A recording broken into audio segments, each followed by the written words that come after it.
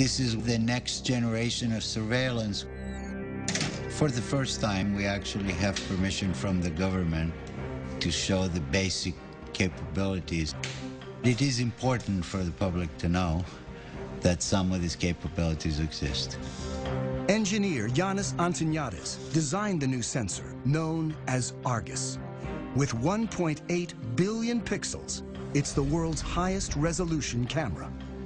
Argus fits inside this pod that attaches to the belly of a UAV.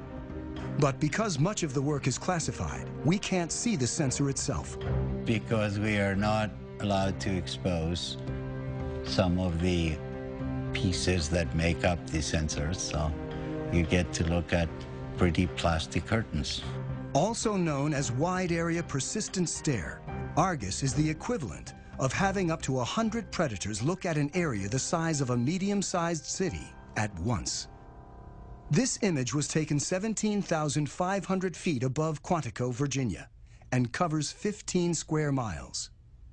This whole image is at a very, very fine resolution. So if we wanted to know what is going on in any spot along this image, say near this building at this intersection, we can generate a moving image that shows what's going on in the area. Simply by touching the screen, Antoniadis has opened up a window showing a detailed area, while still maintaining the broader context. And everything that is a moving object is being automatically tracked. The color boxes represent that the computer has recognized the moving objects. You can see individuals crossing the street. You can see individuals walking in parking lots. There's actually enough resolution to be able to see the people waving their arms or walking around, what kind of clothes they wear.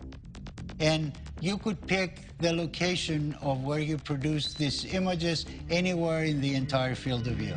Antoniadis can open up to 65 windows at once and can see objects as small as 6 inches on the ground. From even 17,500 feet, the white thing that you see flying around is a bird.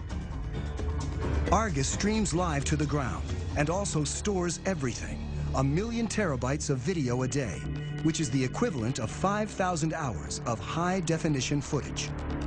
So you can go back and say, I would like to see what happened at this particular location 3 days, 2 hours, 4 minutes ago, and it would actually show you exactly what happened as if you were watching it live. To create the world's highest definition camera, Antoniadis needed to design a new imaging chip. But DARPA, the project's funder, wanted to move fast and keep costs down. So he borrowed technology that most people have in their pockets. Inside this cell phone, we find a tiny little camera.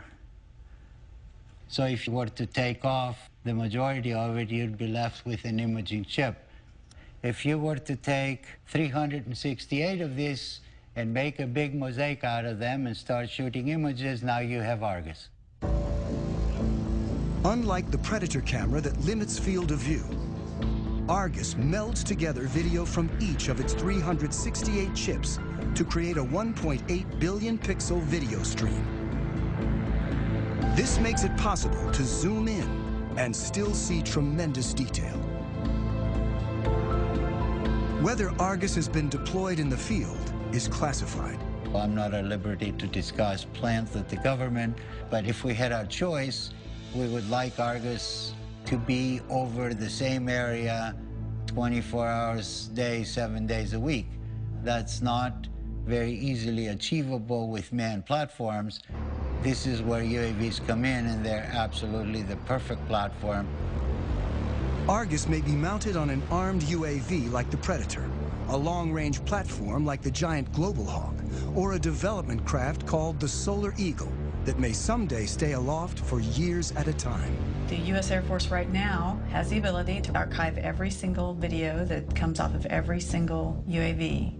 We're moving to an increasingly electronic society where our movements are going to be tracked.